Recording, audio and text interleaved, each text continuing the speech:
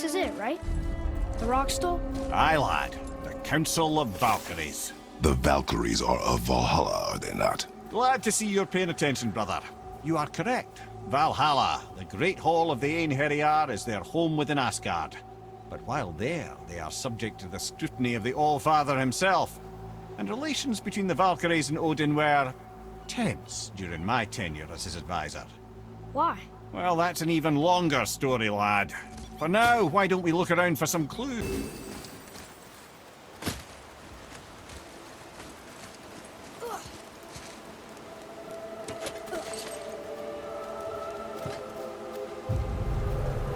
Whoa, you're back. Lemire, who is she? Gunnar, Mistress of War. After any conflict, big or small, she would be first on the scene, sussing out the worthy spirits for a free trip to Valhalla. A gruesome task, but she took great pride in it. Any conflict.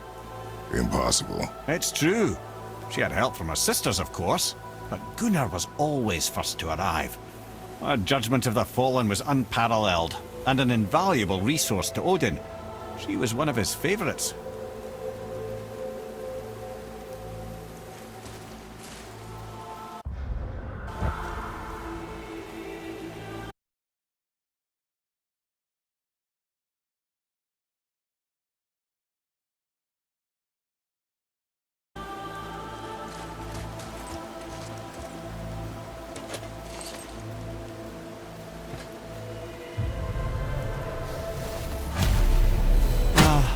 Gondul.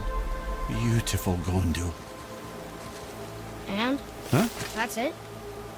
Beautiful Gondul? No story or anything? Oh, sorry, lad. The sight of Gondul always took my breath away. Gondul had a silver tongue, a sharp wit, and struck a figure so stunning it literally drove men insane. Odin forbid her from setting foot in Midgard after a time, as insanity is not a welcome trait in Valhalla.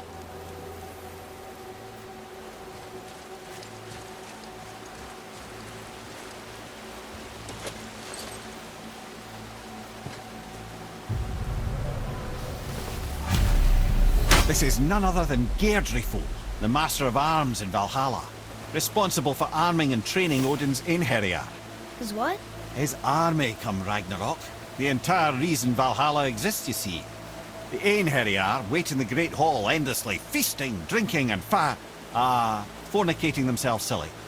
Once Ragnarok begins, Odin calls them into service to fight on his behalf. Geirdriful had her hands full training that lot.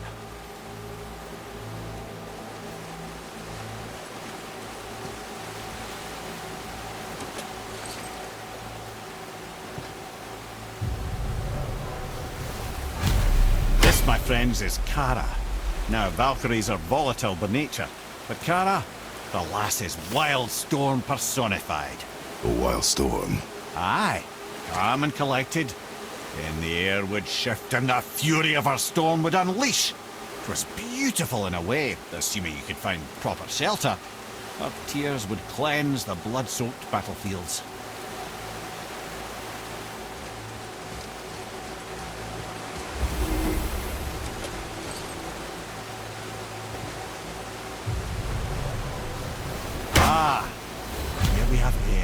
The healer. A Valkyrie healer? Strange. Air was strange, as a matter of fact. Very quiet, very calm. Where her sisters were violent rapids, Air was a gentle stream. She healed the wounds of both mortals and gods, and even a certain all-knowing sage who once drank too much and fell off a mountain. Not my proudest moment.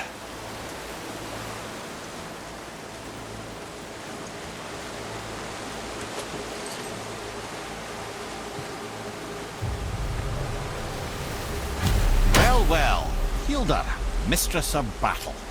She and Odin got on quite well, actually. Her and the other Valkyries, not so much. She would spend most of her time here in Midgard observing discord between the living, and sewing some up herself from time to time. She lived for conflict.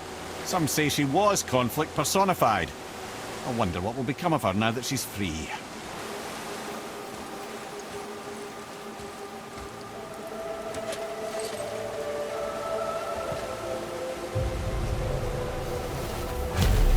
is Rota, accuser of the slain.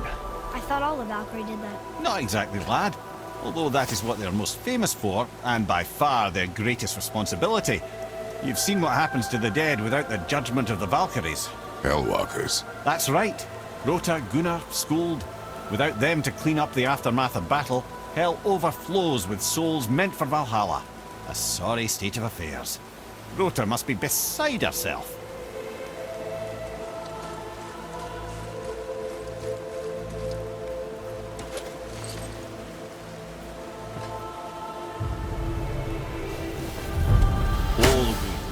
Once the daughter of a powerful chieftain, she fell defending him during a Reaver attack.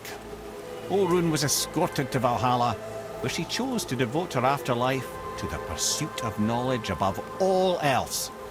Quite unusual behaviour amongst the constant drinking and feasting of her fellow Valhallian denizens.